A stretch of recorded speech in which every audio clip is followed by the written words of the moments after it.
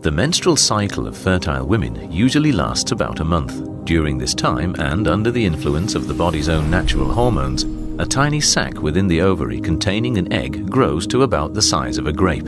At a point midway in the cycle, this egg is released from the ovary and ovulation occurs. Ovulation is also regulated by hormones. The egg, which from this moment on is ready for fertilization, then passes into the uterine tubes to await the arrival of fertile sperm. Ovulation is a naturally occurring event, and the desire to have children is a similarly natural instinct.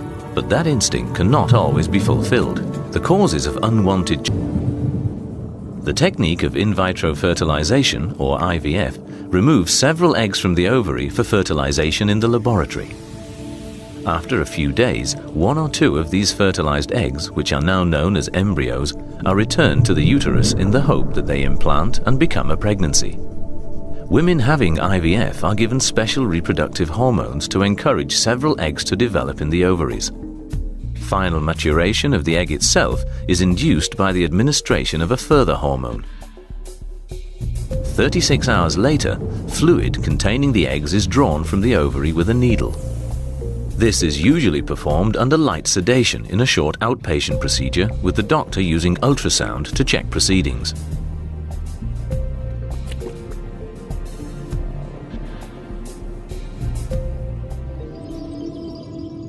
The eggs collected from the ovary are then mixed with a sample of the male partner's sperm, which has already been washed and concentrated. The eggs and sperm are left in an incubator set at 37 degrees for 24 hours so that fertilization can take place.